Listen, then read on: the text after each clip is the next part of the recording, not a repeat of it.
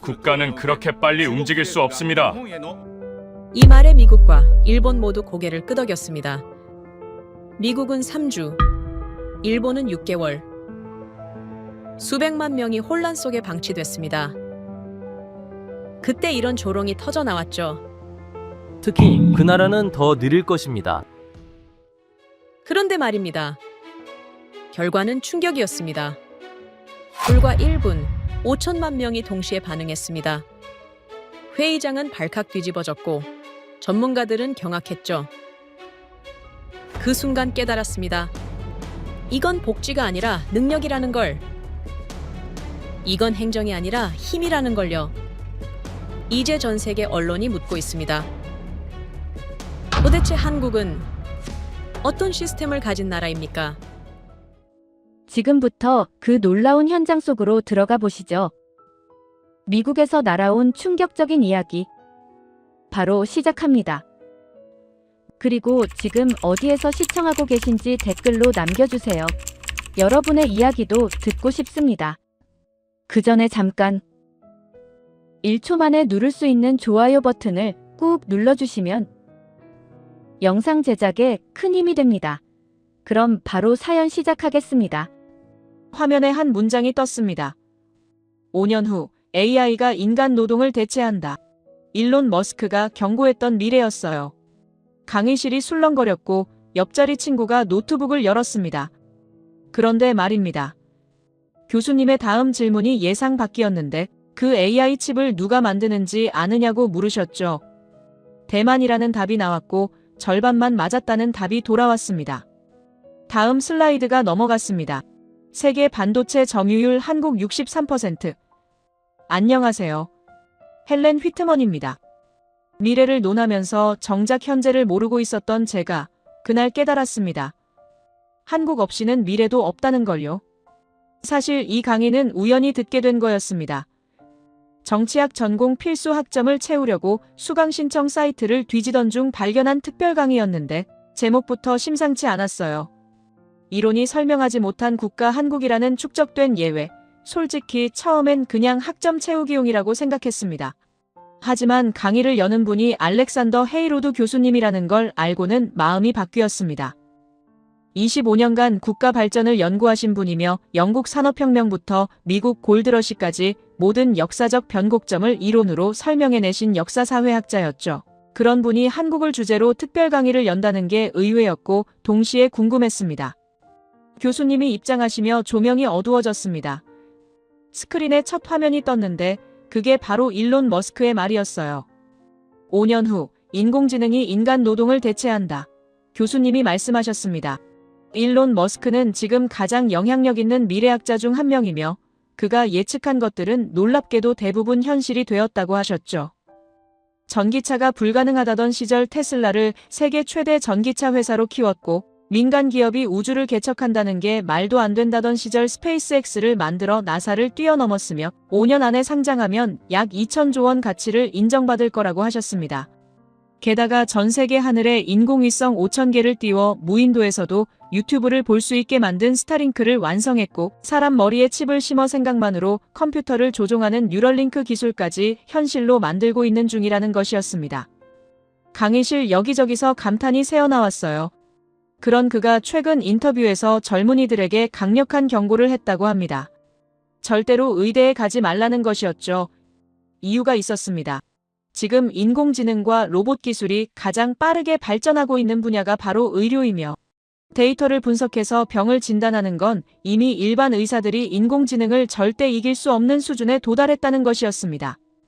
암 진단이든 희귀병 판별이든 인공지능이 인간 의사보다 정확도가 높다는 연구 결과들이 쏟아지고 있다고 하셨어요.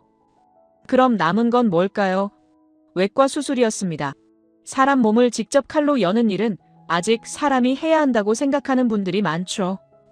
하지만 로봇 기술이 기하급수적으로 발전하면서 정교한 수술마저 기계가 대체할 날이 2년에서 3년 안에 온다는 게 일론 머스크의 판단이었습니다.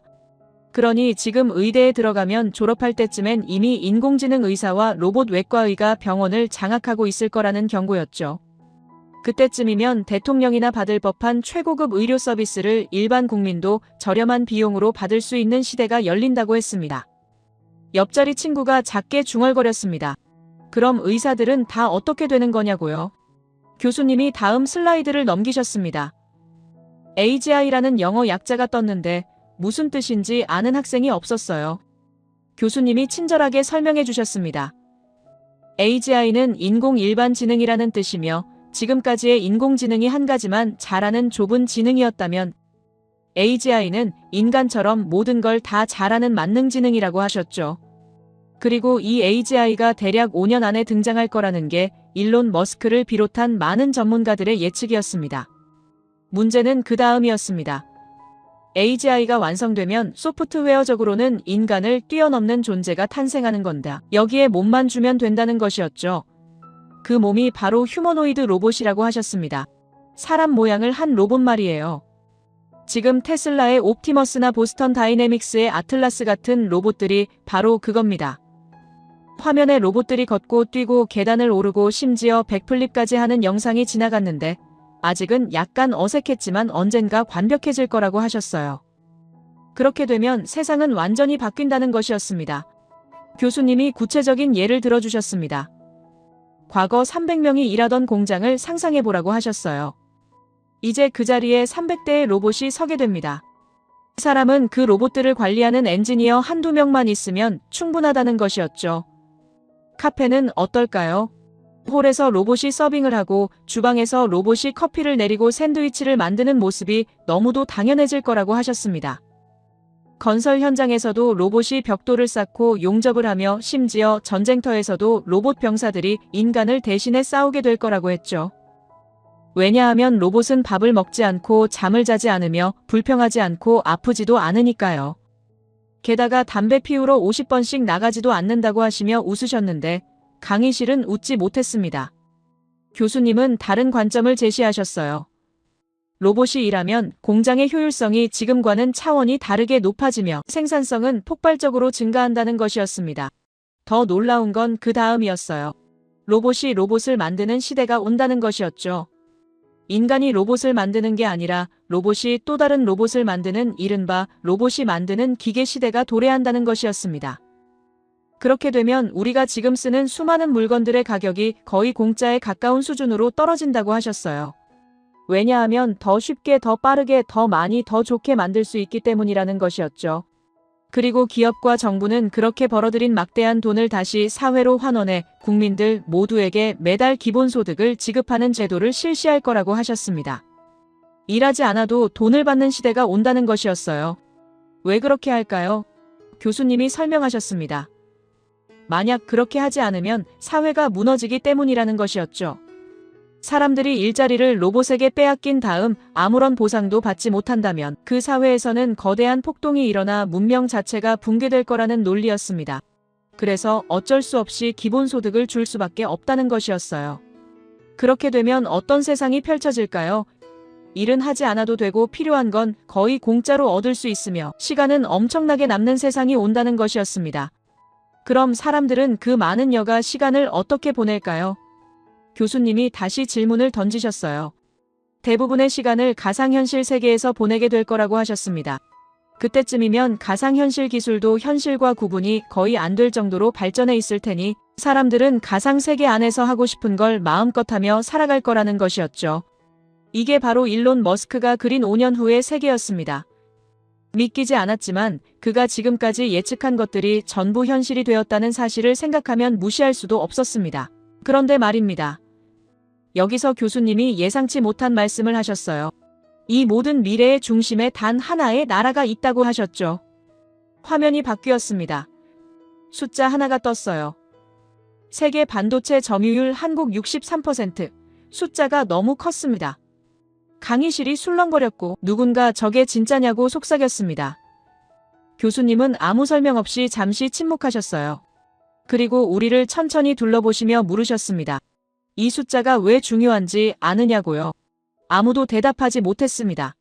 반도체가 뭔지는 알지만 63%라는 숫자가 무엇을 의미하는지는 감이 안 왔으니까요. 교수님이 말씀하셨습니다. 이 숫자가 일론 머스크의 미래와 어떻게 연결되는지 지금부터 보여주겠다고 하셨어요. 그리고 한 가지만 먼저 말씀드리겠다며 다시 침묵하셨습니다. 강의실 전체가 숨을 죽였죠.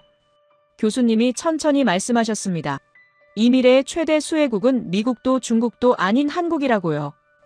그리고 이건 예측이 아니라 이미 진행 중인 현실이라고 하셨습니다. 솔직히 믿기지 않았습니다. 한국이라면 K-팝이나 삼성 정도로만 알고 있었는데 세계 미래의 중심이라니요. 옆자리 친구도 고개를 갸우뚱하고 있었고 뒷자리에서는 작게 웃는 소리도 들렸습니다. 하지만 교수님 표정은 진지했어요. 농담이 아니라는 게 느껴졌죠. 교수님이 말씀하셨습니다. 오늘 이 강의를 통해 왜 한국이 이론으로 설명되지 않는 예외인지, 그리고 그 예외가 왜 새로운 기준이 되어야 하는지 증명하겠다고 하셨어요. 지금부터 보게 될 것은 단순한 성공 스토리가 아니라 인류 문명의 새로운 패러다임이라고 말씀하셨습니다. 노트북을 열고 첫 페이지에 적었습니다. 한국 미래의 중심. 물음표를 여러 개 찍었어요. 아직은 전혀 납득이 안 갔으니까요.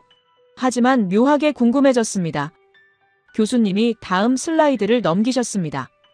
화면에 한 남자의 사진이 떴어요. 40대쯤 되어 보이는 서양인이었는데 표정이 무척 진지했습니다. 교수님이 소개하셨어요. 레이크 찰리라는 국제정보기술연구원이며 자신의 오랜 동료라고 하셨죠. 이 사람은 데이터만 믿는 스타일이라고 했습니다. 감정이나 추측은 배제하고 오직 숫자와 사실만으로 세상을 분석하는 사람이라고 하셨어요. 그런데 작년 가을 서울에 다녀온 뒤 완전히 다른 사람이 되어 돌아왔다는 것이었습니다. 교수님이 말씀하셨습니다. 레이크 찰리가 귀국하자마자 새벽에 전화를 걸어왔다고 하셨어요. 목소리가 흥분되어 있었으며 서울에서 본 건 나라가 아니라 하나의 살아있는 유기체 같았다고 말했다는 것이었죠. 처음엔 시차 때문에 피곤해서 하는 소리려니 했다고 합니다. 하지만 그가 이틀 뒤 보내온 300페이지짜리 보고서를 보고는 충격을 받았다고 하셨어요. 그 보고서가 바로 오늘 강의의 핵심 자료가 되었다는 것이었습니다. 강의실이 조용해졌습니다. 다들 궁금해하는 게 느껴졌어요. 도대체 서울에서 뭘 본 걸까요? 화면이 바뀌었습니다. 노동자 1만 명당 로봇 대수라는 제목이 떴는데 교수님이 먼저 설명부터 해주셨어요. 로봇 밀도라는 개념이 있다고 하셨습니다. 공장에서 일하는 사람 1만 명을 기준으로 로봇이 몇 대나 함께 일하고 있는지를 나타내는 숫자라고 하셨죠. 쉽게 말하면 어느 나라가 기계로 일을 더 많이 시키는지 보여주는 지표라는 것이었어요. 예를 들어 공장에 사람 1만 명이 일하는데 로봇이 100대 있으면 로봇 밀도가 100이라는 식이었습니다. 옆자리 친구가 고개를 끄덕이는 게 보였어요. 이해가 된다는 표정이었죠. 교수님이 질문을 던지셨습니다. 그럼 세계에서 로봇 밀도가 가장 높은 나라가 어디일까요? 독일이라는 답이 나왔습니다. 자동차 공업이 발달했으니 당연해 보였어요. 일본이라는 답도 나왔죠. 로봇 기술이 뛰어나기로 유명한 나라였으니까요. 미국이라는 답도 있었습니다. 하지만 교수님은 전부 틀렸다고 하셨어요. 화면에 막대 그래프가 떴는데 한 나라가 압도적으로 높았습니다. 1위 한국, 노동자 1만 명당 로봇 1000대. 2위 싱가포르 670대. 3위 일본 399대. 4위 독일 397대. 숫자를 보는 순간 강의실 곳곳에서 놀라는 소리가 터져나왔습니다. 한국이 2위보다 거의 500대나 많았어요. 일본이나 독일과는 아예 비교 자체가 안 되는 수준이었죠. 교수님이 천천히 말씀하셨습니다. 한국은 2위인 싱가포르와도 1.5배 차이가 나며 일본, 독일과는 2.5배 이상 격차가 난다고 하셨어요. 이건 단순한 숫자 차이가 아니라 미래를 준비하는 속도의 차이라고 강조하셨습니다. 교수님이 설명을 이어가셨어요. 한국은 이미 사람 대신 로봇이 일하는 시대를 살고 있으며 일론 머스크가 예측한 5년 후의 세계를 현재 진행형으로 경험하고 있다는 것이었습니다. 다른 나라들이 아직 준비 중일 때 한국은 이미 실행에 옮기고 있다는 설명이었죠. 뒷자리에서 누군가 작게 말했어요. 진짜 이 정도였냐고요. 솔직히 같은 생각이었습니다. 한국이 삼성이나 K-팝으로만 유명한 줄 알았는데 로봇 분야에서 세계 최고였다니 믿기지 않았으니까요. 그런데 교수님이 더 중요한 질문을 던지셨습니다. 이 로봇들이 돌아가려면 뭐가 필요할까요? 전기라는 답이 나왔는데 틀린 말은 아니었죠. 하지만 교수님은 더 근본적인 걸 묻고 계셨어요. 로봇이 생각하고 판단하고 학습하려면 뭐가 필요하냐는 것이었습니다. 강의실이 조용해졌어요. 아무도 선뜻 답하지 못했죠. 교수님이 화면을 넘기셨습니다. 작은 칩 사진이 나타났어요. 교수님이 설명하셨습니다. 이게 바로 인공지능 칩이라고 하셨어요. 손톱만 한 크기지만 이 안에는 수백억 개의 회로가 들어가 있으며 로봇이 생각하는 모든 과정이 이 칩에서 일어난다고 하셨죠. 사람으로 치면 뇌와 같다는 것이었습니다. 그럼 이 칩을 누가 만들까요? 교수님이 잠시 침묵하시더니 말씀하셨습니다. 아까 이야기했듯이 세계 점유율 63%를 차지하는 나라가 있다고요. 바로 한국이었습니다. 교수님이 구체적으로 들어갔습니다. 삼성전자와 SK하이닉스라는 두 회사가 세계 메모리 반도체 시장을 사실상 지배하고 있다고 하셨어요. 특히 인공지능이 학습할 때 쓰는 고대역폭 메모리라는 특수한 칩은 이 두 회사가 거의 독점하다시피 한다고 하셨죠. 고대역폭 메모리가 뭐냐고요?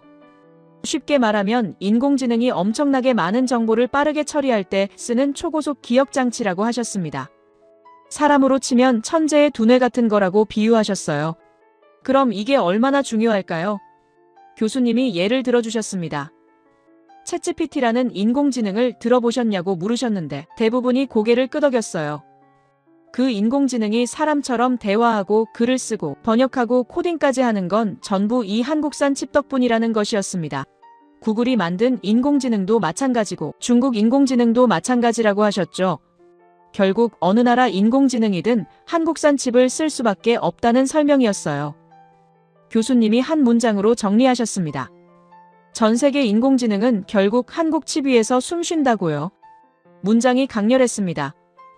노트에 적으면서도 소름이 돋았어요. 한국이 단순히 칩을 많이 만드는 게 아니라 전 세계 인공지능의 생명줄을 쥐고 있다는 의미였으니까요. 교수님이 계속 설명하셨습니다. 만약 한국이 이 칩 공급을 멈추면 어떻게 될까요? 전 세계 인공지능 개발이 멈춘다고 하셨어요. 미국도 중국도 유럽도 다 멈춘다는 것이었죠. 이게 바로 한국의 힘이라고 하셨습니다.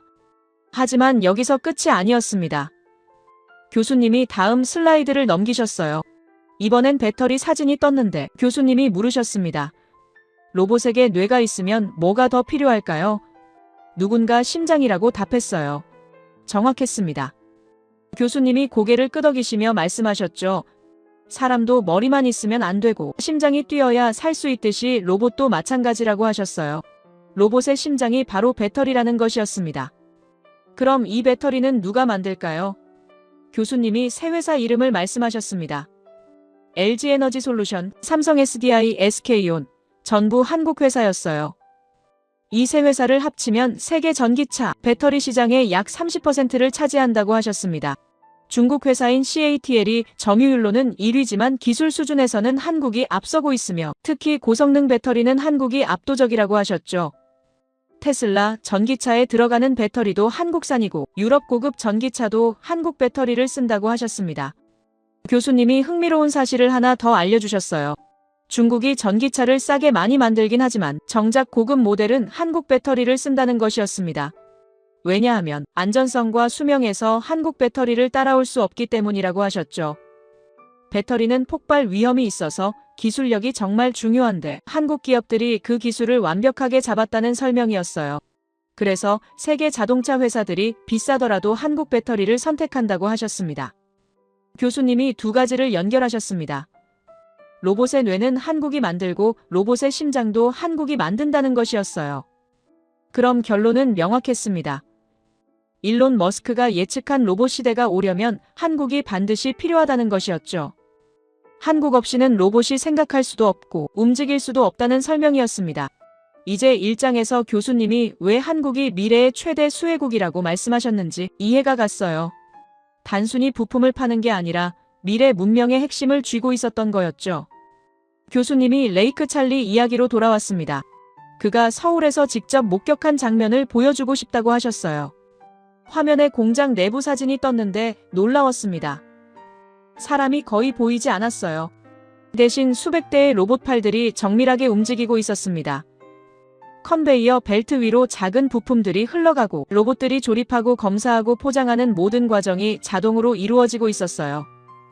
교수님이 말씀하셨습니다. 이게 삼성 반도체 공장이며 24시간 365일 단 한순간도 멈추지 않는다고 하셨죠. 왜 멈추지 않을까요? 사람은 쉬어야 하지만 로봇은 쉴 필요가 없기 때문이라고 하셨습니다. 밤에도 주말에도 명절에도 이 공장은 돌아간다고 하셨어요.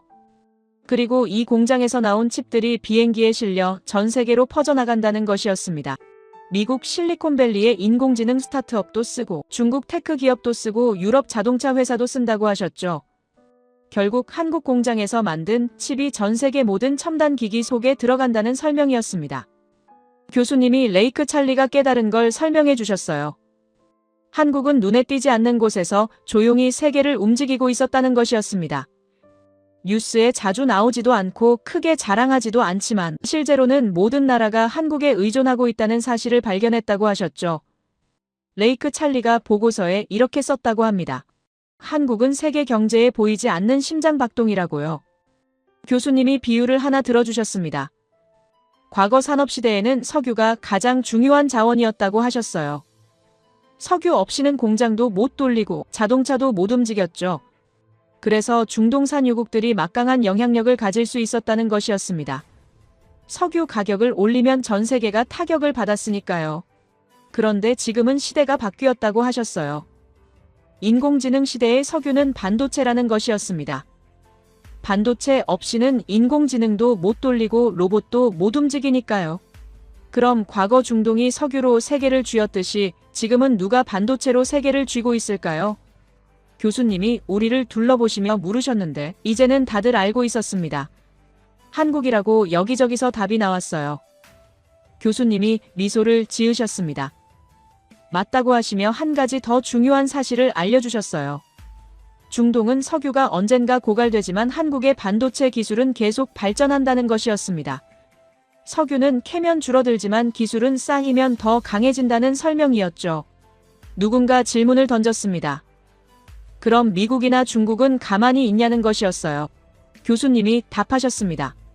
미국은 반도체 설계 기술은 뛰어나지만 실제로 대량 생산하는 건 어렵다고 하셨어요. 왜냐하면 공장 하나 짓는데 수십조 원이 들고 숙련된 기술자들도 필요한데 그걸 한국만큼 잘하는 나라가 없다는 것이었죠. 중국은 어떨까요? 중국도 열심히 투자하고 있지만 아직 기술 격차가 10년 이상 난다고 하셨습니다. 특히 최첨단 칩은 한국과 대만만 만들 수 있는 수준이며 그 중에서도 메모리 분야는 한국이 독보적이라고 하셨어요. 교수님이 다시 한번 정리하셨습니다. 일론 머스크가 말한 미래가 현실이 되려면 인공지능이 더 똑똑해져야 하고 로봇이 더 정교해져야 하는데 그 둘 다 한국 기술 없이는 불가능하다는 것이었습니다. 그래서 한국이 최대 수혜국이라는 게 단순한 예측이 아니라 이미 벌어지고 있는 사실이라는 설명이었죠. 노트에 적었습니다. 한국 미래의 뇌와 심장. 이제 의심은 사라졌어요. 숫자와 사실이 명확하게 증명하고 있었으니까요. 교수님이 마지막 슬라이드를 보여주셨습니다. 연도별 추세 그래프였는데 한국의 로봇 밀도가 지난 10년간 어떻게 변했는지 나타나 있었어요. 가파르게 상승하는 곡선이었습니다. 교수님이 말씀하셨어요. 한국은 지금 이 순간도 계속 로봇을 늘리고 있으며 이 속도라면 5년 후엔 노동자 1만 명당 로봇 1,500대를 넘을 거라고 하셨습니다.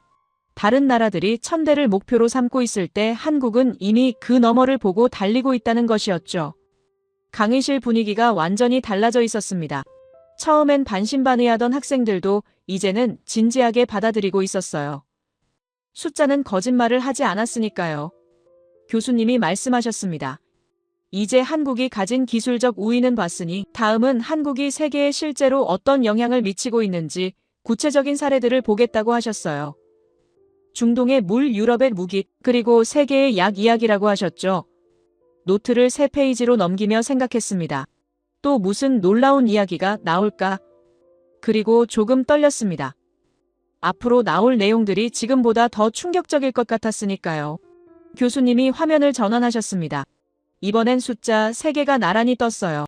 재난지원금, 지급속도라는 제목 아래 한국 1분, 미국 3주, 일본 6개월이라고 적혀 있었습니다. 옆자리 친구가 제 쪽을 보며 눈을 크게 떴어요. 저도 같은 표정이었을 겁니다. 1분이라고요. 강의실 여기저기서 웅성거림이 일었습니다. 교수님이 설명을 시작하셨어요. 2020년 전 세계에 전염병이 퍼졌을 때를 기억하시냐고 물으셨습니다. 모두가 고개를 끄덕였죠.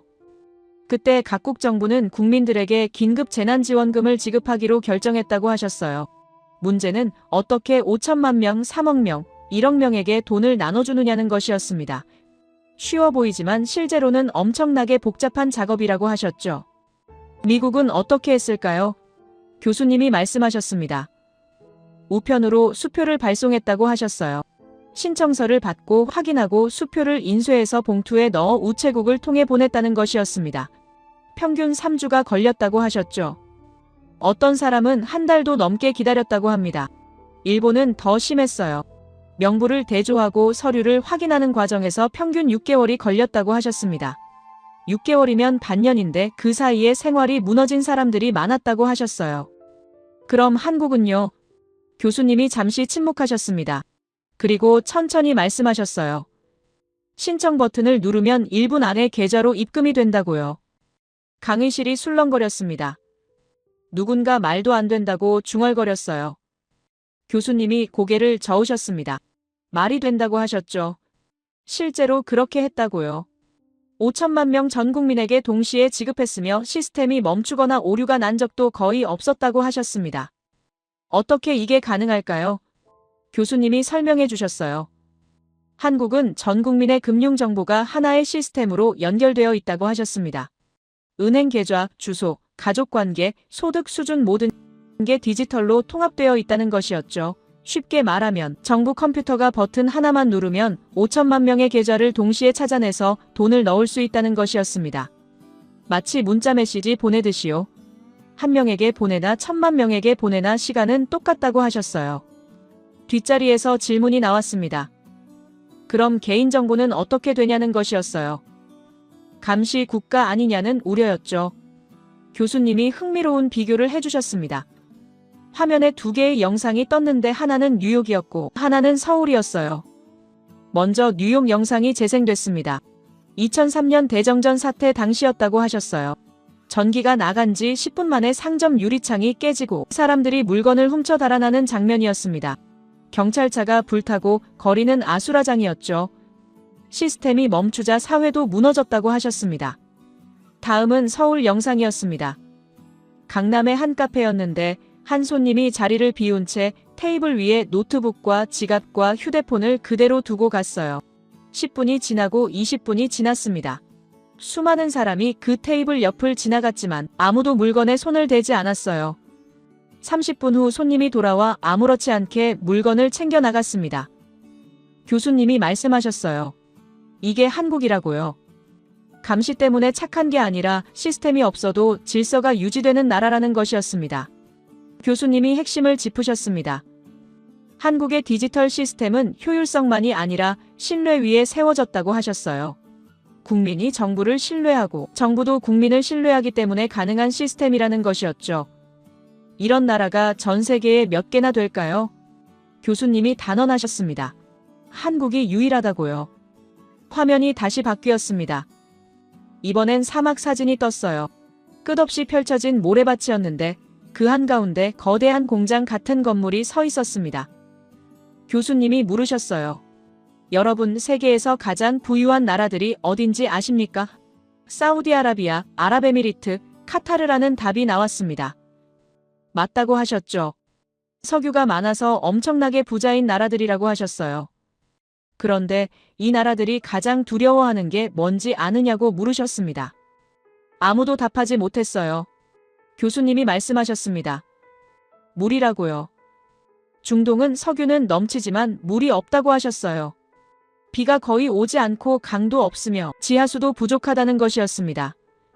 그럼 수천만 명이 어떻게 물을 마시고 씻고 살아갈까요?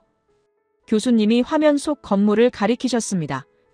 저게 바로 해수담수와 플랜트라고 하셨어요.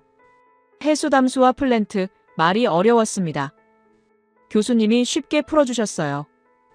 바닷물을 마실 수 있는 깨끗한 물로 바꾸는 거대한 공장이라고 하셨죠. 바닷물은 짜서 못 마시잖아요. 그 짠 성분인 소금을 완전히 걸러내서 수돗물처럼 깨끗한 물로 만드는 기계라는 것이었습니다. 엄청나게 복잡한 기술이 필요하며 하루에 수백만 명이 쓸 물을 만들어낼 수 있다고 하셨어요. 중동 나라들은 이 공장이 없으면 단 하루도 버틸 수 없다고 하셨습니다. 그럼 이 공장을 누가 만들었을까요? 교수님이 회사 이름을 말씀하셨습니다. 두산 에너빌리티라는 한국 회사라고 하셨어요. 중동 전역에 이 회사가 만든 플랜트가 수십 개 있으며 사우디아라비아 왕족이 마시는 물도 두바이 분수쇼에 쓰이는 물도 카타르 농장에 뿌려지는 물도 전부 한국 기술로 만들어진다고 하셨습니다. 강의실이 조용해졌어요. 사우디 왕족이요? 세계에서 가장 부유한 사람들이 한국이 만든 물을 마신다는 게 실감이 안 났습니다. 교수님이 구체적인 숫자를 보여주셨어요. 한국의 해수담수와 플랜트는 하루에 100만 명이 마실 수 있는 물을 생산한다고 하셨습니다. 한 곳이 아니라 여러 곳을 합치면 수천만 명분이라고 하셨죠. 그리고 이 플랜트들은 24시간 365일 멈추지 않는다고 하셨어요. 멈추는 순간 중동 전체가 물 부족 사태에 빠진다는 것이었습니다. 교수님이 질문을 던지셨습니다. 만약 한국이 수도꼭지를 잠그면 어떻게 될까요? 강의실이 숨을 죽였어요. 3초 정도 침묵이 흘렀습니다. 교수님이 천천히 말씀하셨습니다. 중동 전체가 3일 안에 말라 죽는다고요. 사우디의 마천루도 두바이의 호화 호텔도 물 없이는 3일을 못 버틴다는 것이었습니다. 문명은 물 없이 존재할 수 없다고 하셨죠. 교수님이 비유를 들어주셨어요. 과거에는 석유가 힘이었다고 하셨습니다. 석유를 가진 나라가 세계를 흔들 수 있었죠. 하지만 지금은 다르다고 하셨어요. 석유는 끊어도 불편할 뿐이지만 물이 끊기면 문명이 소멸한다는 것이었습니다.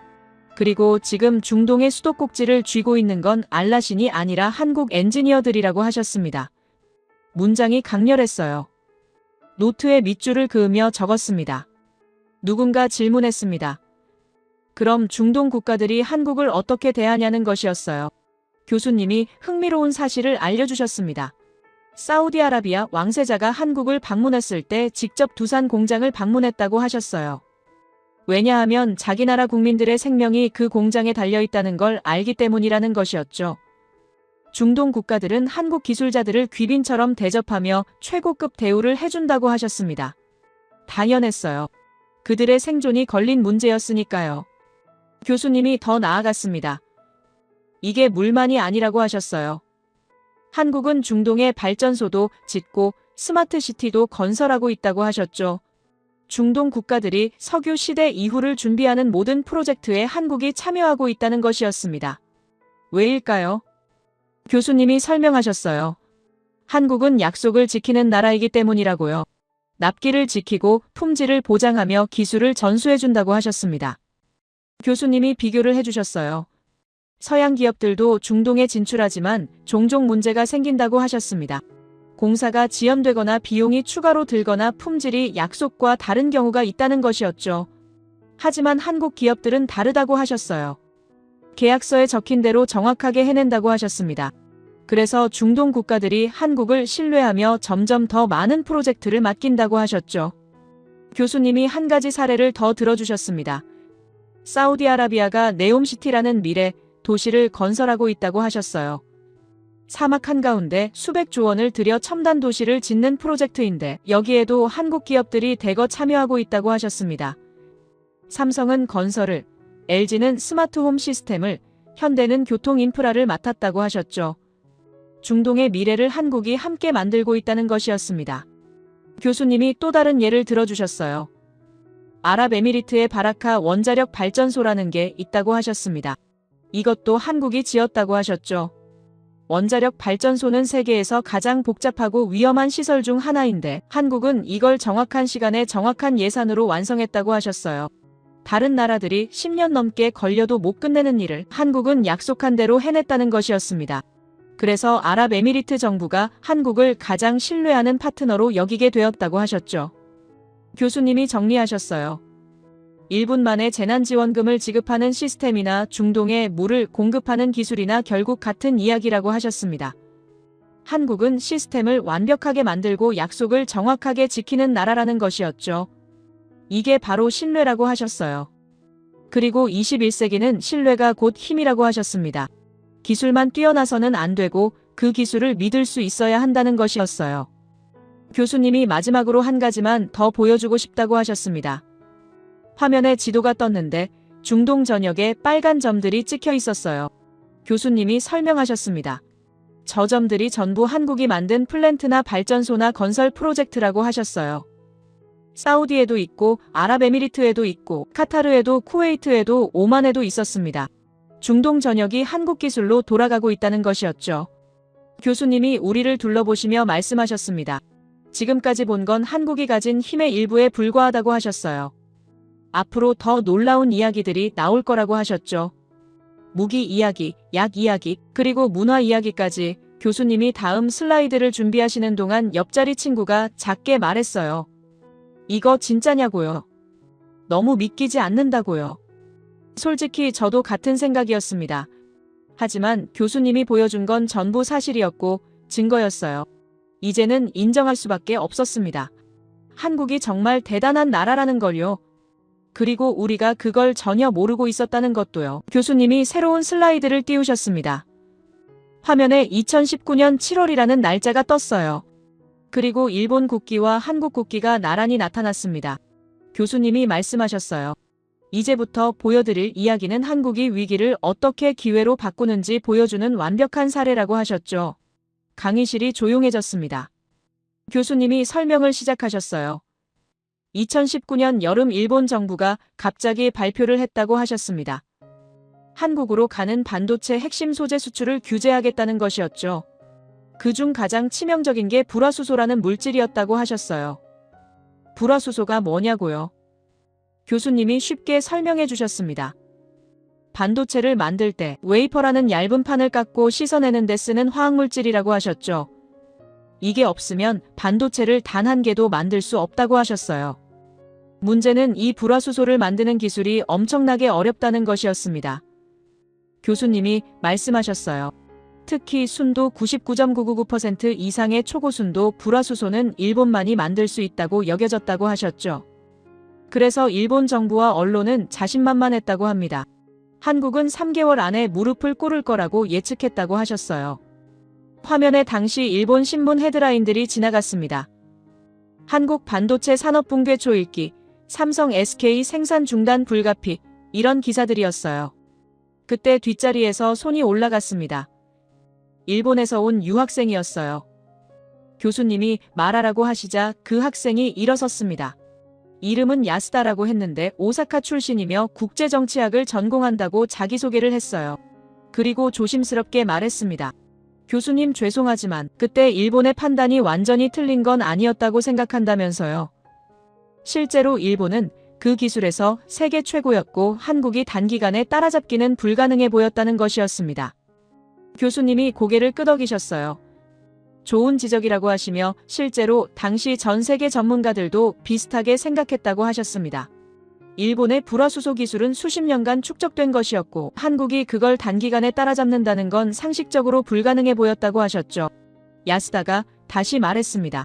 그래서 일본 기업들도 한국이 결국 돌아올 거라고 확신했다는 것이었어요. 기술적 우위가 명확했으니까요. 교수님이 잠시 침묵하셨습니다. 그리고 천천히 말씀하셨어요. 그런데 결과는 어땠을까요? 화면이 바뀌었습니다. 타임라인이 나타났어요. 7월 일본이 수출 규제를 발표했습니다. 8월 한국 정부와 기업들이 비상태세에 들어갔습니다. 9월 한국 기업이 첫 번째 국산 불화수소 생산에 성공했습니다. 야스다의 얼굴이 굳어지는 게 보였어요. 교수님이 말씀하셨습니다. 일본이 칼을 뽑은 게 7월이었고 한국이 첫 국산 불화수소를 만든 게 9월이었다고 하셨어요. 6개월도 아니고 2개월 만이라고 하셨죠. 강의실에서 탄성이 터져 나왔습니다. 야스다는 아무 말도 하지 못했어요. 교수님이 계속 설명하셨습니다. 12월이 되자 7월부터 12월까지 5개월 만에 일어난 일이었습니다. 어떻게 이게 가능했을까요? 교수님이 당시 상황을 설명해 주셨어요. 한국의 엔지니어들은 연구소에 침낭을 깔고 들어갔다고 하셨습니다. 24시간 불을 끄지 않고 실험을 반복했다고 하셨죠. 대기업들은 중소기업의 테스트 라인을 통째로 내줬고 정부는 모든 규제를 풀었다고 하셨어요. 전 국민이 독립운동을 하는 심정으로 매달렸다는 것이었습니다. 교수님이 한 가지 더 흥미로운 사실을 알려주셨습니다. 당시 한국에서 일본 제품 불매운동이 일어났다고 하셨어요. 하지만 폭동이나 약탈은 단 한 건도 없었다고 하셨죠. 사람들은 조용히 일본 맥주를 사지 않았고 일본 옷가게는 텅텅 비어 있었다고 합니다. 그들은 소리를 지르는 대신 지갑을 닫았다고 하셨어요. 아주 차갑고 아주 조직적으로요. 야스다가 불편한 표정으로 고개를 숙였습니다. 그런데 진짜 충격은 그 다음이었습니다. 교수님이 화면을 전환하셨어요. 일본 기업들의 주가 그래프가 떴는데 수직으로 추락하고 있었습니다. 교수님이 말씀하셨어요. 일본 불화수소 회사들의 매출이 90% 폭락했다고 하셨습니다. 한국이라는 최대 고객을 영원히 잃어버린 것이었죠. 더 아이러니한 건 그 다음이었어요. 2021년 일본 기업들이 한국 정부에 사정했다고 합니다. 제발 한국 땅에 공장을 짓게 해달라고요. 야스다가 손을 들었습니다. 교수님이 허락하시자 그가 일어서서 말했어요. 그건 일본 정부의 규제를 피하기 위한 것 아니었냐고요. 기술적으로는 여전히 일본이 앞선다고 생각한다는 것이었습니다. 교수님이 부드럽게 대답하셨어요.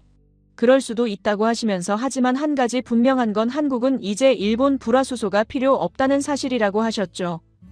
반면 일본 기업들은 한국 시장이 절실하다고 하셨습니다. 누가 더 강한 위치에 있는지는 명확하다고 하셨어요. 교수님이 정리하셨습니다. 이건 단순한 무역 분쟁이 아니었다고 하셨어요. 이건 한국이라는 나라의 DNA를 보여주는 사건이라고 하셨죠. 그들은 위기가 닥치면 더 강해지며 야스다는 아무 말도 하지 못하고 자리에 앉았어요. 그의 표정이 복잡해 보였습니다. 교수님이 다음 슬라이드로 넘어갔습니다. 이번엔 유럽 지도가 떴어요. 폴란드가 빨갛게 강조되어 있었습니다. 교수님이 물으셨어요. 여러분, 2022년 러시아가 우크라이나를 침공한 걸 기억하시죠? 그때 폴란드는 다급해졌다고 하셨습니다. 당장 전차와 자주포가 필요했다는 것이었죠. 문제는 시간이었다고 하셨어요. 폴란드 국방부가 전 세계를 돌아다니며 무기를 구하려 했다고 합니다. 먼저 독일에 갔는데 독일은 뭐라고 했을까요? 교수님이 화면에 답변을 띄웠습니다. 레오파르트 전차 50대, 납품 예상 기간 3년 강의실에서 한숨 소리가 들렸어요. 3년이면 전쟁이 끝나고도 남는 시간이었죠. 미국은 어땠을까요? 에이브럼스 전차 대기 순번 37개국, 예상 납품 기간 최소 2년 이상. 교수님이 말씀하셨습니다. 미국도 자국 재고 채우기도 바빴다고 하셨어요. 동맹국이라고 해도 순서를 기다려야 했다는 것이었죠. 폴란드는 절망적이었다고 합니다. 그런데 한국은 달랐습니다. 교수님이 말씀하셨어요. 폴란드가 한국에 연락했을 때 한국의 대답은 이랬다고 하셨습니다. K2 전차 180대, K9 자주포 212문, 계약 체결 후 납품 예상 기간 3개월, 강의실이 술렁거렸습니다. 누군가 농담이냐고 물었어요. 교수님이 고개를 저으셨습니다. 농담이 아니라고 하셨죠. 실제로 그렇게 했다고요. 교수님이 영상을 틀어주셨습니다. 폴란드 항구에 한국 화물선이 도착하는 장면이었어요. 거대한 전차들과 자주포들이 쏟아져 내리고 있었습니다. 폴란드 군인들이 환호하는 모습이 보였죠. 교수님이 설명하셨어요. 한국은 공장을 24시간 풀가동했다고 하셨습니다. 컨베이어 벨트가 단 1초도 멈추지 않았다고 하셨죠. 유럽 방산 관계자들은 미친 속도라며 경악했다고 합니다. 왜 이렇게 빠를 수 있었을까요? 교수님이 설명해 주셨어요. 한국은 60년대부터 전쟁에 대비해왔다고 하셨습니다. 북한과 휴전 상태이기 때문에 무기를 빠르게 대량으로 만드는 시스템을 완벽하게 갖췄다는 것이었죠. 다른 나라들은 평화시대에 맞춰 천천히 만들지만 한국은 전시체제로 빠르게 만든다고 하셨어요. 이게 바로 차이였습니다. 교수님이 비교표를 보여주셨습니다. K2 전차 대 레오파르트 대 에이브럼스 가격은 K2가 30% 저렴했습니다. 납기는 K2가 5배 이상 빨랐어요. 성능은 동급 이상이라고 평가받았습니다. 교수님이 말씀하셨죠. 가격도 싸고 빠르고 성능도 좋다면 당연히 한국을 선택하게 된다고 하셨어요. 그래서 어떻게 되었을까요? 교수님이 계약 목록을 띄웠습니다. 폴란드 K2 전차 1000대 K9 자주포 672문 추가 계약, 루마니아 K9 자주포 53문 도입 협상, 노르웨이 K9 자주포 23문 도입 완료, 핀란드 K9 자주포 추가 도입 검토, 에스토니아 K9 자주포 36문 도입 완료. 유럽 전역에서 주문이 쏟아지고 있었습니다. 교수님이 심각한 표정으로 말씀하셨어요. 이건 단순히 무기를 파는 게 아니라고 하셨습니다. 제2차 세계대전 때 미국이 민주주의의 무기고라고 불렸다고 하셨죠. 연합군의 총알과 탱크를 미국이 공급했기 때문이라는 것이었어요. 그런데 지금 21세기 자유진영의 총알과 전차를 제때 공급할 수 있는 나라는 미국이 아니라고 하셨습니다. 화면에 대한민국 국기가 떴어요. 교수님이 말씀하셨습니다. 유럽 나토 국가들이 왜 한국 무기를 사는지 아느냐고 물으셨어요. 성능이나 가격도 중요하지만 가장 중요한 건 납기라고 하셨죠. 전쟁이 코앞인데 3년을 기다릴 바보는 없다고 하셨습니다. 한국은 주문하면 바로 만들어주며 그것도 세계 최고 수준으로 만들어준다고 하셨어요. 교수님이 폴란드 대통령의 발언을 띄우셨습니다. 한국은 우리의 새로운 전략적 파트너다. 그들은 말이 아닌 행동으로 동맹의 가치를 증명했다. 공식 발언이었습니다. 그리고 이건 폴란드만의 이야기가 아니라고 하셨어요. 에스토니아 국방장관은 K9가 도착한 날 군인들이 환호했으며 이제 러시아를 두려워하지 않아도 된다고 말했다고 합니다. 노르웨이 국방장관은 한국의 납품 속도가 세계 최고이며 신뢰할 수 있는 파트너라고 했다고 하셨죠. 교수님이 우리를 둘러보시며 불화수소 이야기와 무기 이야기가 결국 같다고 하셨어요. 한국은 불가능을 가능으로 바꾸며 약속을 반드시 지킨다는 것이었죠. 일본이 3개월이면 무릎 꿇을 거라고 했을 때 한국은 2개월 만에 답을 냈고, 유럽이 3년 걸린다고 했을 때 한국은 3개월 만에 배달했다고 하셨습니다. 이게 바로 한국의 힘이라고 하셨어요. 야스다가 여전히 불편한 표정으로 앉아 있었습니다. 아마 자기 나라 이야기가 나와서 그랬을 거예요. 하지만 교수님은 공격적이지 않았습니다. 그저 사실을 담담하게 말씀하셨을 뿐이었죠. 오히려 그게 더 강력했어요. 감정 없이 숫자와 사실만으로 증명하시니까요. 교수님이 마지막 슬라이드를 띄우셨습니다. 속도는 곧 신뢰다라는 문장이 떴어요. 교수님이 설명하셨습니다. 21세기는 빠른 자가 이긴다고 하셨어요. 기술이 좋아도 늦으면 소용없으며 약속을 지키지 못하면 두 번째 기회는 없다고 하셨죠. 한국은 이 두 가지를 완벽하게 해내는 유일한 나라라고 하셨습니다. 펜을 들지 않고 그냥 화면만 보고 있었어요. 필기할 필요가 없었습니다. 너무 명확했으니까요. 한국은 위기를 기회로 바꾸고 불가능을 현실로 만드는 나라였어요. 그리고 그걸 말이 아니라 행동으로 증명했습니다. 교수님이 다음 내용을 준비하시는 동안 생각했습니다. 이건 속도가 아니라 의지였다고요. 절대 포기하지 않는 의지 말입니다. 교수님이 화면을 전환하셨습니다. 이번엔 세계 지도가 떴는데 보라색 점들이 하나씩 찍히기 시작했어요. 처음엔 몇 개에 불과했던 점들이 빠르게 늘어나더니 순식간에 지구 전체를 뒤덮었습니다. 북미에도 남미에도 유럽에도 동남아에도 중동에도 아프리카에도 심지어 중국 대륙까지 빽빽하게 찍혀 있었어요. 교수님이 물으셨습니다. 이게 뭔지 아시겠습니까? 누군가 인구 분포냐고 물었어요. 교수님이 고개를 저으셨습니다. 이건 K 콘텐츠 팬덤의 분포도라고 하셨죠. BTS의 아미, 블랙핑크의 블링크, 넷플릭스, 한국 드라마 시청자들을 모두 합친 숫자라고 하셨어요. 점 하나하나가 사람이며 총 20억 개가 넘는다고 하셨습니다. 강의실이 술렁거렸어요. 20억이라고요. 세계 인구가 80억인데 그중 4분의 1이 한국 콘텐츠 팬이라는 것이었습니다. 손을 들어 질문했던 학생이 다시 물었습니다. 그건 그냥 문화 아니냐고요. 엔터테인먼트일 뿐이지 국가 전략과는 상관없지 않느냐는 것이었죠. 교수님이 미소를 지으셨습니다. 좋은 질문이라고 하시며 자신도 처음엔 그렇게 생각했다고 하셨어요. 문화는 부드러운 것이고 진짜 힘은 군사력과 경제력이라고 여겼다는 것이었죠. 하지만 틀렸다고 하셨습니다. 현대전에서 문화는 가장 강력한 무기라고 하셨어요.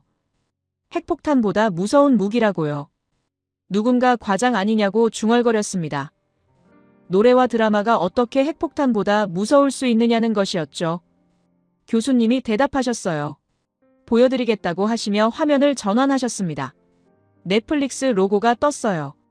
그리고 최고 경영자의 발언이 나타났습니다. 한국 콘텐츠가 없으면 넷플릭스 구독자의 상당수가 이탈할 것이다. 공식 발언이라고 하셨어요. 세계 최대 스트리밍 플랫폼의 생사여탈권을 한국이 쥐고 있다는 뜻이라고 하셨죠.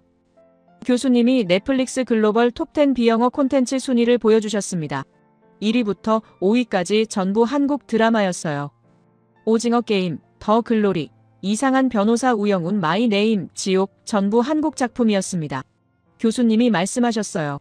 비영어권 콘텐츠 시장을 한국이 사실상 독점하고 있다고 하셨죠. 그런데 이게 왜 중요할까요? 교수님이 설명하셨습니다. 사람들은 자기가 좋아하는 콘텐츠가 나오는 나라를 지키고 싶어 한다고요. 화면이 바뀌었습니다. 이번엔 언어 학습 앱 듀오링고의 통계가 떴어요. 전 세계 학습 희망 언어 순위였는데 1위 영어, 2위 한국어, 3위 스페인어, 7위 중국어라고 적혀 있었습니다. 강의실이 다시 술렁거렸어요. 한국어가 2위라고요. 스페인어나 중국어보다 높다는 게 믿기지 않았습니다. 교수님이 설명하셨어요. 중국 정부가 전 세계에 공자 학원을 세우고 수십억 달러를 쏟아부었지만 한국어 학습자 수를 넘지 못했다고 하셨습니다. 왜일까요? 교수님이 답을 주셨어요. 중국은 정부 주도로 강제로 퍼뜨렸지만 한국은 드라마와 음악으로 자연스럽게 퍼졌다는 것이었죠. 사람들은 강요당하면 거부하지만 좋아하게 되면 스스로 배운다고 하셨습니다. 교수님이 영상 하나를 틀어주셨어요. 전 세계 10대들이 한국어로 인사하고 한국식으로 90도 인사하는 장면들이었습니다. 미국 학교에서도 유럽 거리에서도 남미 카페에서도 아이들이 한국어를 쓰고 있었어요. 교수님이 말씀하셨습니다. 지금 서양의 10대들은 한국어로 농담을 하며 한국식으로 고개 숙여 인사하고 한국 음식을 먹고 한국 화장품을 바르고 한국 패션을 따라한다고 하셨죠. 이건 단순한 유행이 아니라 가치관의 이식이라고 하셨어요. 스마트폰을 꺼내려다가 멈췄습니다. 지금 당장 검색해보고 싶었지만 나중에 하기로 했어요.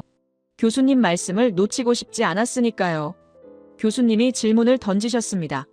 과거 강대국이 다른 나라를 지배할 때 가장 먼저 한 일이 뭔지 아느냐고요. 누군가 군대를 보냈다고 답했습니다. 교수님이 고개를 저으셨어요. 아니라고 하시며 언어를 가르쳤다고 하셨습니다. 영국이 인도를 지배할 때 가장 먼저 한 게 영어 교육이었다고 하셨죠. 식민지 엘리트들에게 영어를 가르치고 영국식 교육을 시켰다고 합니다. 그래서 그들이 영어로 생각하고 영국식으로 판단하게 만들었다는 것이었어요. 총으로 땅을 빼앗는 건 하수이고 언어와 문화로 정신을 지배하는 게 고수라고 하셨습니다. 소름이 돋았습니다. 노트에 적으려다가 손이 떨렸어요. 교수님이 계속 말씀하셨습니다. 지금 전 세계 20억 명의 젊은이들이 한국어를 배우고 한국 문화를 따라하고 있다고 하셨죠. 이건 한국이 강요한 게 아니라 그들이 스스로 선택한 것이라고 하셨어요. 이게 더 무섭다고 하셨습니다. 강제보다 자발적 선택이 훨씬 강력하다고요. 교수님이 비유를 들어주셨습니다. 만약 어떤 나라가 한국을 공격한다면 어떻게 될까요?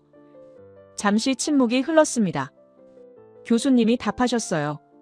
한국 정부가 항해 성명을 내기도 전에 전 세계 20억 명의 젊은이들이 그 나라에 대한 보이콧을 시작할 거라고 하셨습니다. SNS에서 해시태그가 폭발하고 불매운동이 번지며 자국 정부를 압박할 거라고 하셨죠. 이게 바로 문화의 힘이라고 하셨어요. 교수님이 정리하셨습니다. 한국을 공격하는 건 20억 명의 적을 동시에 만드는 자살 행위라고 하셨어요. 그들은 자기가 좋아하는 아이돌이 사는 나라, 자기가 사랑하는 드라마가 만들어지는 나라를 지키기 위해 기꺼이 싸울 거라고 하셨죠. 이것이 핵무기보다 무서운 정서적 해고산이라고 하셨습니다. 한국은 투표권이 있는 전 세계 미래 세대를 감성적 동맹으로 만들었다고요. 그런데 교수님이 한 가지 더 중요한 이야기를 하셨습니다. 이게 어떻게 가능했느냐는 것이었어요. 교수님이 말씀하셨어요. 한국에는 나라가 망하면 안 된다는 절박함이 있다고 하셨습니다. 이건 단순한 애국심이 아니라 생존 본능이라고 하셨죠. 왜냐하면 한국은 실제로 나라를 잃어본 경험이 있기 때문이라고 하셨어요. 교수님이 설명하셨습니다. 일제식민지 35년 동안 한국인들은 자기 이름도 빼앗기고 자기 말도 쓰지 못했다고 하셨어요. 그 고통을 겪은 세대가 아직 살아있으며 그 기억이 후손들에게 전해졌다고 하셨죠. 그래서 한국인들은 압니다. 나라가 무너지면 모든 게 사라진다는 것을요. 기술도 문화도 정체성도 전부 빼앗긴다는 것을요. 교수님이 계속 말씀하셨어요. 그래서 한국인들은 절대 무너지면 안 된다는 마음으로 산다고 하셨습니다.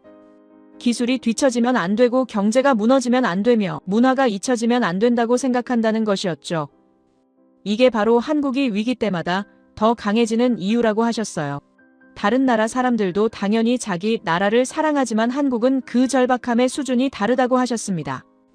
교수님이 역사를 거슬러 올라가셨어요. 1866년과 1871년 프랑스와 미국이 조선을 침공했다고 하셨습니다.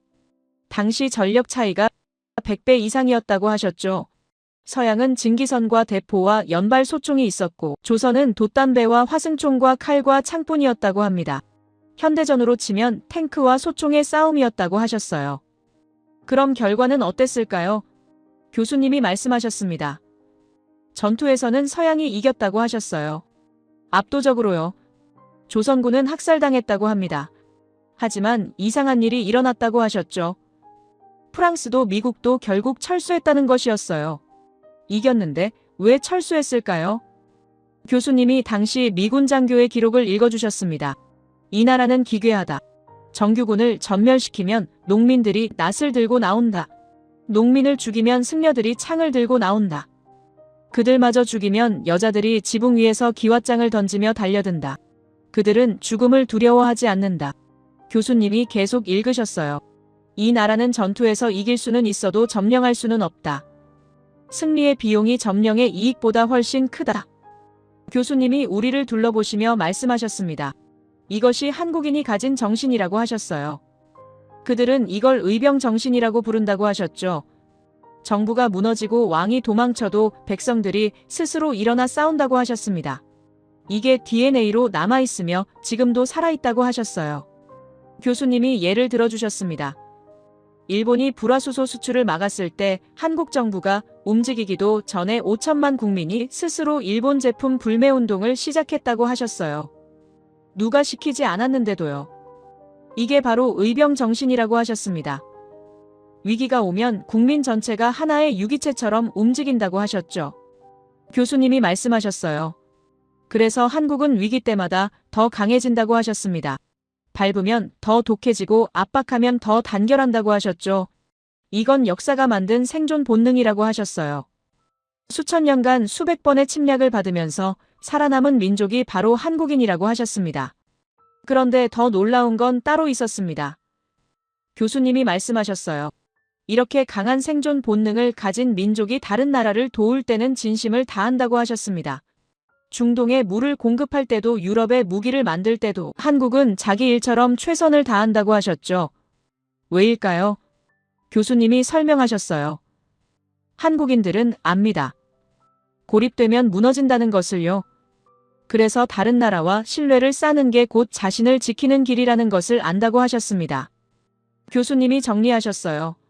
한국의 문화 콘텐츠가 전 세계를 사로잡은 건 우연이 아니라고 하셨습니다. 이건 나라를 지키려는 절박함에서 나온 것이며 조상들이 물려준 꺾이지 않는 정신에서 나온 것이라고 하셨죠. 그래서 한국 콘텐츠는 단순히 재미있는 게 아니라 진정성이 있다고 하셨어요. 생존을 위해 싸워온 민족의 이야기가 담겨 있다고 하셨습니다. 교수님이 마지막으로 말씀하셨습니다. 20억 명의 팬덤은 한국이 만든 게 아니라고 하셨어요. 한국의 역사가 만든 것이라고 하셨죠. 고난을 겪으면서도 절대 무릎 꿇지 않았던 정신이 콘텐츠에 담겨 전 세계로 퍼졌다고 하셨습니다. 그래서 사람들이 한국을 좋아하는 게 아니라 한국의 정신을 사랑하게 된 것이라고 하셨어요. 노트를 내려다봤습니다. 문화 정신의 무기라고 적혀 있었어요. 이제 이해가 갔습니다. 한국의 K-팝이나 드라마가 인기 있는 게 단순히 잘 만들어서가 아니었어요. 그 안에 절대 포기하지 않는 정신이 담겨 있었던 거죠. 그리고 전 세계 젊은이들이 그 정신에 감동받았던 겁니다. 교수님이 다음 슬라이드를 준비하시는 동안 생각했습니다. 이건 문화가 아니라 무기였다고요. 그것도 가장 강력한 무기요. 교수님이 심각한 표정으로 화면을 전환하셨습니다. 이번엔 지도가 떴는데 한반도가 크게 확대되어 있었어요. 서울과 북한 사이에 빨간 선이 그어져 있었습니다. 교수님이 말씀하셨어요. 여러분, 이 거리가 얼마나 되는지 아시냐고 물으셨죠. 50km라고 하셨습니다. 자세를 고쳐 앉았어요. 갑자기 긴장감이 느껴졌습니다. 교수님이 설명하셨어요. 서울은 북한 국경에서 50km밖에 떨어져 있지 않다고 하셨습니다. 자동차로 1시간도 안 걸리는 거리라고 하셨죠. 그런데 북한은 국경 근처에 장사정포라는 무기를 배치해 놓았다고 하셨어요. 장사정포가 뭐냐고요? 교수님이 쉽게 풀어주셨습니다. 엄청나게 먼 거리까지 포탄을 쏠 수 있는 거대한 대포라고 하셨죠. 보통 대포는 10km 정도 날아가지만 장사정포는 50km 이상 날아간다고 하셨어요. 그러니까 북한 국경에서 서울까지 바로 쏠 수 있다는 것이었습니다. 더 무서운 건 속도였어요. 교수님이 말씀하셨습니다. 장사정포가 발사되면 서울에 도달하는 시간이 30초라고 하셨어요. 30초요. 피할 시간도 없다는 것이었죠. 그럼 질문이 생깁니다. 교수님이 우리를 둘러보시며 물으셨어요. 그런데도 서울 시민들은 왜 도망가지 않을까요? 강의실이 조용해졌습니다. 아무도 대답하지 못했어요. 교수님이 잠시 침묵하시더니 천천히 말씀하셨습니다. 싸울 준비가 되어 있기 때문이라고요. 강의실이 정적에 휩싸였습니다. 교수님이 설명하셨어요.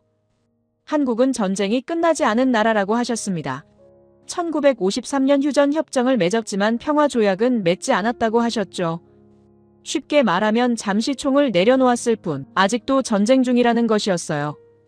그래서 한국 국민들은 전부 전쟁에 대비하며 산다고 하셨습니다. 교수님이 구체적인 숫자를 보여주셨어요. 대한민국 예비군 310만 명이라고 화면에 떴습니다. 교수님이 물으셨어요. 예비군이 뭔지 아시냐고요. 군대를 제대한 사람들이 유사시 다시 소집되는 제도라고 설명해 주셨습니다. 한국은 모든 성인 남성이 2년 정도 군대에 가며 제대한 후에도 예비군으로 등록된다고 하셨죠. 그래서 310만 명이라는 엄청난 숫자가 나온다는 것이었어요. 그런데 놀라운 건 동원 속도였습니다. 교수님이 말씀하셨어요. 소집 명령이 떨어지면 24시간 안에 완전 군장을 갖추고 전선에 배치될 수 있다고 하셨습니다. 24시간이요. 하루 만에 310만 명이 군인으로 변한다는 것이었죠. 어떻게 그게 가능할까요? 교수님이 설명해 주셨습니다. 앞서 보여드렸듯이 한국은 디지털 시스템이 완벽하다고 하셨어요. 재난지원금을 1분 만에 지급하는 그 시스템이 군사동원에도 적용된다는 것이었습니다. 전쟁이 발생하면 5천만 국민의 휴대폰으로 소집 명령이 동시에 전송되며 예비군 310만 명은 자신의 보직과 집결지를 1초 만에 확인한다고 하셨어요. 그리고 각자 정해진 장소로 이동하는데 평소에 치킨을 배달하던 오토바이는 군수물자, 수송수단으로 바뀌고 택배 트럭은 탄약 수송 차량이 된다고 하셨습니다. 전국가 물류 시스템이 24시간 안에 군사 모드로 전환된다는 것이었죠. 누군가 작게 중얼거렸어요. 미쳤다고요. 교수님이 고개를 끄덕이셨습니다. 맞다고 하시며 이건 국가 전체가 하나의 군대라는 의미라고 하셨어요. 그런데 더 놀라운 건 따로 있었습니다. 교수님이 다음 슬라이드를 넘기셨어요. 한국 성인 남성의 군사 능력 통계가 떴습니다. 소총분해 조립 90% 가능, 화생방 대응 85% 훈련 완료, 기본 전술 이해 80% 이상, 교수님이 설명하셨어요. 한국 성인 남성의 90%가 소총을 1분 안에 분해하고 조립할 줄 안다고 하셨습니다.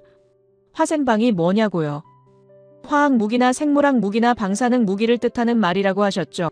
그러니까 독가스 공격이나 세균전 같은 상황에서 방독면을 쓰고 대처하는 훈련을 받았다는 것이었어요. 게다가 기관총과 박격포를 다룰 줄 아는 사람도 많다고 하셨습니다. 교수님이 비교를 해주셨어요. 전 세계에서 성인 남성의 90%가 무기를 다룰 줄 아는 나라가 몇 개나 될까요? 이스라엘이 비슷하다고 하셨습니다. 하지만 인구 규모가 다르다고 하셨죠. 이스라엘은 900만 명인데 한국은 5,100만 명이라고 하셨어요. 규모 자체가 다르다는 것이었습니다. 그런데 교수님이 한 가지 더 중요한 사실을 알려주셨어요. 한국 남성들은 단순히 총 쏘는 법만 배운 게 아니라고 하셨습니다. 2년 동안 군대 생활을 하면서 조직 생활과 명령 체계와 전술을 몸으로 익혔다고 하셨죠. 그래서 유사시 빠르게 조직화될 수 있다는 것이었어요. 평소엔 회사원이지만 명령이 떨어지면 즉시 군인으로 변할 수 있는 사람들이 310만 명이라는 설명이었습니다. 교수님이 화면을 전환하셨습니다. 이번엔 포탄 생산량 통계가 떴어요. 155mm 포탄 월간 생산량이라고 적혀 있었는데 미국 약 24,000발, 유럽 전체 약 3만 발, 한국 약 10만 발이라고 나와 있었습니다. 강의실이 술렁거렸어요. 한국이 미국과 유럽을 합친 것보다 많다고요. 교수님이 설명하셨습니다. 우크라이나 전쟁에서 가장 큰 문제가 뭔지 아느냐고 물으셨어요. 포탄 부족이라고 하셨죠. 우크라이나는 하루에 수천 발의 포탄이 필요한데 나토가 공급할 수 있는 건 그 10분의 1도 안 된다고 하셨습니다. 왜냐하면 서방의 방산 공장들이 너무 오래 평화에 젖어 있었기 때문이라고 하셨어요. 반면 한국은 다르다고 하셨습니다. 한국의 방산 공장은 항상 전시 체제로 돌아갈 준비가 되어 있다고 하셨어요. 평상시에도 빠르게 생산하지만 전쟁이 나면 생산량을 300까지 늘릴 수 있다고 하셨죠. 그래서 한국은 포탄을 월 10만 발씩 찍어낼 수 있다는 것이었습니다. 교수님이 말씀하셨어요. 만약 제3차 세계대전이 일어난다면 자유진영의 탄약을 공급할 수 있는 나라는 한국뿐이라고요. 교수님이 더 깊이 들어갔습니다. 왜 한국이 이렇게 준비되어 있는지 아느냐고 물으셨어요. 북한 때문이라고 하셨습니다. 북한은 세계에서 가장 군사화된 국가이며 200만 명의 군대를 유지하고 있다고 하셨죠. 게다가 핵무기까지 보유하고 있다고 하셨어요. 그런 적과 50km 거리에서 70년 넘게 대치하다 보니 한국은 어쩔 수 없이 전쟁 준비를 완벽하게 할 수밖에 없었다는 것이었습니다. 교수님이 정리하셨어요. 한국은 현역 50만 명, 예비역 310만 명, 동원 시간 24시간, 포탄 생산 1위 수준, 무기 납기 세계 최고 속도, 국민 군사 훈련율 90%라고 하셨습니다. 이건 단순한 군대가 아니라 국가 전체가 하나의 무기 체계라고 하셨죠. 교수님이 무서운 질문을 던지셨습니다. 만약 어떤 나라가 한국을 지상전으로 점령하려 한다면 어떻게 될까요? 잠시 침묵이 흘렀습니다. 교수님이 답하셨어요. 골목마다 아파트마다 숨어있는 5천만 개의 요새를 뚫어야 한다고 하셨습니다. 집집마다 총을 쓸 줄 아는 남자가 있고 국가를 위해 싸울 준비가 된 국민이 있는 나라라고 하셨죠. 교수님이 역사적 사례를 들어주셨어요. 베트남 전쟁 때 미국이 베트남을 점령하려 했지만 실패했다고 하셨습니다. 왜냐하면 베트남 국민 전체가 저항했기 때문이라고 하셨죠. 한국도 마찬가지라고 하셨어요. 아니, 한국은 베트남보다 더 조직적이고 더 훈련되어 있다고 하셨습니다. 그래서 어떤 나라도 한국을 점령할 수 없다고 단언하셨어요. 교수님이 흥미로운 사실을 하나 더 알려주셨습니다. 한국 정부는 전국에 대피소를 만들어 놓았다고 하셨어요. 지하철역이 전부 대피소 역할을 할 수 있으며 수백만 명이 동시에 피신할 수 있다고 하셨죠. 게다가 식량과 물도 비축해 놓았다고 합니다. 만약 전쟁이 나도 국민들이 살아남을 수 있게 준비해 놓았다는 것이었어요. 교수님이 말씀하셨습니다. 이게 바로 한국이 70년 넘게 해온 일이라고 하셨어요. 평화를 바라지만 전쟁에 대비하며 살아온 것이라고 하셨죠. 그래서 한국 국민들은 위기 의식이 강하고 생존 본능이 뛰어나다고 하셨습니다. 이게 바로 앞서 말씀드린 불화수소 국산화나 빠른 무기 생산의 근본 원인이라고 하셨어요. 교수님이 최종 정리를 하셨습니다. 한국은 5천만 명 전원이 전쟁에 준비된 나라라고 하셨어요. 평소엔 넥타이를 메고 회사에 다니지만 명령이 떨어지면 24시간 안에 군인으로 변하는 사람들이 5천만 명이라고 하셨죠. 이건 세계 어느 나라도 갖지 못한 힘이라고 하셨습니다. 교수님이 마지막으로 말씀하셨어요. 그래서 한국을 함부로 건드릴 수 없다고 하셨습니다. 경제 제재를 하면 3개월 만에 기술을 국산화하고 군사적 압박을 하면 5천만 전사가 깨어나며 문화적으로 공격하면 20억 팬덤이 반격한다고 하셨죠. 이게 바로 한국이 작지만 강한 이유라고 하셨습니다. 교수님이 천천히 숨을 들이마셨습니다. 그리고 화면을 어둡게 만드셨어요. 강의실 조명도 함께 낮아졌습니다. 뭔가 중요한 이야기가 시작될 거라는 느낌이 들었어요. 교수님이 말씀하셨습니다. 지금까지 본 모든 것들이 어떻게 가능했는지 이제 보여드리겠다고 하셨죠. 그리고 이건 단순한 성공 스토리가 아니라 인류 역사상 가장 극적인 반전이라고 하셨어요. 화면에 숫자 하나가 떴습니다. 67달러라고 적혀 있었어요. 교수님이 물으셨습니다. 이게 뭔지 아느냐고요? 아무도 답하지 못했습니다. 교수님이 설명하셨어요. 1950년 한국의 1인당 GDP라고 하셨죠. 1년 동안 한 사람이 버는 돈이 67달러였다는 것이었습니다. 누군가 작게 숨을 들이켰어요. 67달러면 지금 돈으로 치면 한 달 용돈도 안 되는 수준이었으니까요.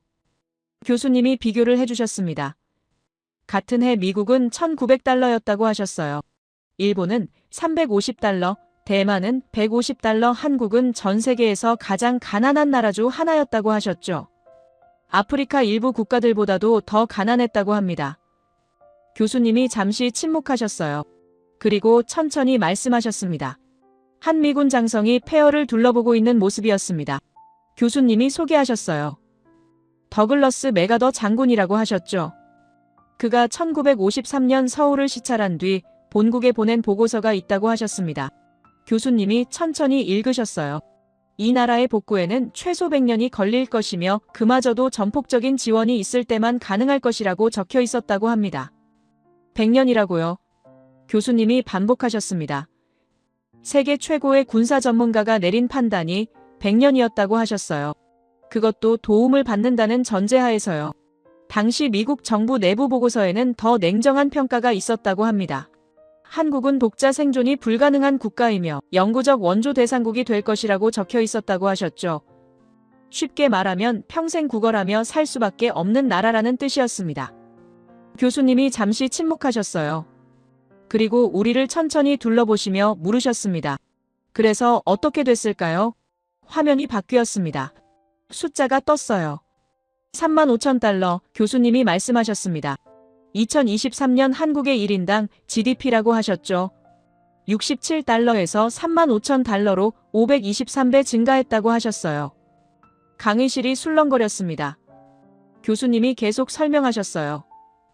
맥아더가 100년이 걸린다고 했던 복구를 한국은 75년 만에 해냈을 뿐 아니라 세계 10위권 경제대국이 되었다고 하셨습니다. 반도체 1위, 조선 1위, 배터리 2위, 자동차 5위, 철강 6위, 디스플레이 1위, 스마트폰 1위라고 숫자들이 화면에 쏟아졌어요. 교수님이 말씀하셨죠. 이건 기적이 아니라고요. 그럼 뭘까요? 교수님이 답하셨습니다. 의지라고요. 절대 무릎 꿇지 않으려는 의지라고 하셨어요. 화면에 또 다른 흑백 사진들이 지나갔습니다. 독일 땅속 깊은 탄광에서 곡괭이를 들고 있는 한국 광부들이었어요. 교수님이 설명하셨습니다. 1960년대 한국 정부는 젊은 남자들을 독일 탄광에 보냈다고 하셨죠. 외화를 벌기 위해서였다고 합니다. 교수님이 말씀하셨어요. 이 사람들은 지하 1000m 깊이의 탄광에서 하루 12시간씩 일했다고 하셨습니다. 석탄 가루를 들이마시며 폐가 망가지는 걸 알면서도 일했다고 하셨죠. 왜냐하면 그들이 보내는 돈이 한국의 공장을 짓고 도로를 깔고 학교를 세우는 데 쓰였기 때문이라고 하셨어요. 그들은 자기 몸을 팔아 조국을 일으킨 사람들이라고 하셨습니다. 제 눈가가 뜨거워졌어요. 다음 사진이 나타났습니다. 정글 속에서 총을 든 한국 군인들이었어요. 교수님이 말씀하셨습니다. 1960년대 한국은 베트남에 군대를 보냈다고 하셨죠. 미국이 요청했기 때문이라고 합니다. 한국 정부는 받아들였어요. 왜냐하면 미국이 그 대가로 경제 원조를 약속했기 때문이라고 하셨습니다. 교수님이 설명하셨어요. 5,000명이 넘는 한국 군인이 베트남 정글에서 전사했다고 하셨습니다. 20에서 30살 청년들이었다고 하셨죠. 그들은 왜 싸웠을까요? 나라를 위해서였다고 하셨어요. 자기가 죽어도 조국이 살아남기를 바랐기 때문이라고 하셨습니다. 그들이 흘린 피의 대가로 한국은 도로를 깔고 항만을 지었다고 하셨죠. 제 눈에서 눈물이 흘렀습니다. 닦지 않았어요. 화면이 또 바뀌었습니다.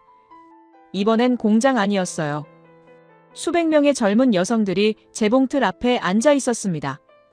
교수님이 말씀하셨어요. 구로공단 여공들이라고 하셨죠. 1970년대와 80년대 한국 경제를 떠받친 사람들이라고 하셨습니다. 이들은 시골에서 올라온 15에서 20살 소녀들이었다고 하셨어요. 교수님이 계속 설명하셨습니다. 이 소녀들은 새벽 6시부터 밤 10시까지 일했다고 하셨어요. 하루 16시간이었죠. 손가락이 부르트고 눈이 침침해져도 멈추지 않았다고 합니다. 왜냐하면 그들이 만든 옷과 신발과 가발이 미국으로 수출되어 외화를 벌었고 그 돈으로 한국이 공장을 짓고 기술을 샀기 때문이라고 하셨어요. 이 소녀들은 자기 청춘을 불태워 나라를 키운 사람들이라고 하셨습니다. 교수님이 새 사진을 나란히 띄우셨어요. 독일 탄광의 광부, 베트남 정글의 군인, 구로공단의 여공이었습니다. 교수님이 천천히 말씀하셨어요. 다른 나라들은 식민지를 착취해서 부자가 됐다고 하셨습니다. 영국은 인도를 수백 년 동안 짜냈고 프랑스는 아프리카를 약탈했으며 미국은 노예의 피로 목화를 키워 부를 쌓았다고 하셨죠. 교수님이 목소리를 높이셨습니다. 하지만 한국은 다르다고 하셨어요. 한국은 다른 나라의 피를 빨지 않았다고 하셨습니다. 식민지도 없었고 노예도 없었으며 약탈도 하지 않았다고 하셨죠. 그 대신 자기 국민의 땀을 짰다고 하셨어요. 탄광에서 석탄을 캐고 정글에서 총을 들고 공장에서 재봉틀을 돌리며 자기 몸을 갈아 넣어 나라를 세웠다고 하셨습니다. 이런 나라는 인류 역사상 한국이 유일하다고 하셨어요. 교수님이 잠시 멈추셨습니다. 그리고 천천히 말씀하셨죠. 다른 나라 사람의 피가 아닌 자기 땀으로 부를 쌓은 유일한 나라라고요. 그래서 한국인들은 떳떳하다고 하셨습니다. 누구에게도 빚지지 않았다고 하셨죠. 오히려 세계가 한국에게 빚을 졌다고 하셨어요. 그래서 한국은 새로운 기준이라고 하셨어요. 21세기의 모델이라고 하셨습니다. 강의실을 나오면서 생각했습니다. 이 강의를 듣기 전과 후가 완전히 다르다고요. 한국을 단순히 삼성이나 K-팝의 나라로만 알았던 제가 부끄러웠어요. 이 나라는 인류 문명의 새로운 기준이었고 미래의 중심이었으며 절대 꺾이지 않는 의지의 상징이었습니다. 제 이야기를 끝까지 들어주셔서 감사합니다. 모두 안녕히 계세요. 오늘의 사연 어떻게 들으셨나요? 처음엔 그냥 남의 나라 이야기처럼 들렸을지도 모르겠습니다. 행정이 빠르다. 시스템이 잘 짜여 있다. 그런 말은 늘 있어 왔으니까요. 그런데 이야기를 끝까지 듣고 나면 생각이 조금 달라집니다. 이건 단순히 잘했다는 자랑이 아니라 위기의 순간에 국가가 얼마나 단단하게 움직일 수 있는가에 대한 이야기였다는 걸요. 누군가는 운이 좋았다고 말할 수도 있고 누군가는 규모가 작아서 가능했다고 말할 수도 있겠죠. 하지만 한편으로는 이렇게도 볼 수 있지 않을까요? 오랜 시간 쌓아온 선택과 준비가 결국 한순간에 드러난 건 아닐지 말입니다. 이런 시스템이 앞으로도 계속 같은 모습으로 작동할지 또 다른 위기 앞에서는 어떤 선택을 하게 될지 그건 아직 아무도 모르는 이야기입니다. 오늘의 이야기가 여러분께 어떤 생각을 남겼는지 궁금합니다. 여러분의 생각을 아래 댓글에 남겨주세요. 그리고 감동적인 사연을 주변 사람들과 공유하고 함께 이야기 나눠보세요. 마지막으로 1초밖에 걸리지 않는 구독과 좋아요, 알림 설정은 영상 제작에 큰 힘이 됩니다. 지금까지 감동을 담아 여러분께 진심을 전하는 감동담기였습니다. 오늘 하루도 행복한 하루 보내세요.